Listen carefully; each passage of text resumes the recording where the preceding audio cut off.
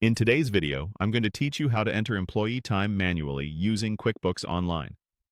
Hi everyone, and welcome. If you need to record hours for yourself or your team, QuickBooks makes it simple by using its built-in connection to QuickBooks Time.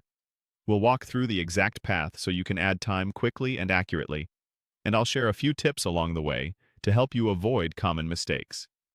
Start in QuickBooks Online.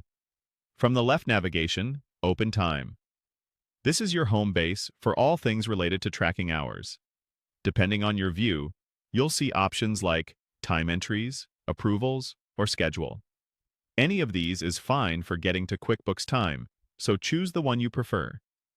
Next, select the green Launch QuickBooks Time button. This opens the QuickBooks Time workspace that handles manual time entry. If you don't see the button, you may need the right permissions from your admin, but once it's visible, a single click takes you there. Inside QuickBooks Time, go to Time Entries. Here, you can work in the layout that suits you best: timesheets, manual time card, or the time slider. They all let you add time. The difference is just the style of the screen. Pick the view you're most comfortable with. Now click Add Time, or look for the plus icon to start a new entry. Enter the team member you're recording hours for, the date the work occurred, and the total hours worked. Keep an eye on the date to make sure it falls within the correct pay period, and double-check totals if you're entering multiple days. You can also add a project, a specific job, or notes if you want extra context for reporting and payroll. Those fields are optional, but they're great for clarity later. When everything looks right, click Save. Your time entry is stored and will appear in your list.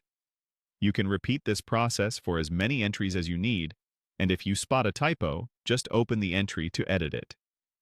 If your team uses approvals, your saved entries will follow your existing approval process automatically. A quick tip: before you save, confirm you've selected the correct team member, especially if you manage a large roster.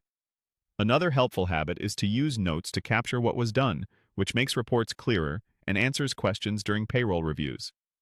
Remember, QuickBooks Online itself doesn't let you manually enter employee time. You always use QuickBooks Time. If this video helped, please like, subscribe, and share. Thanks for watching.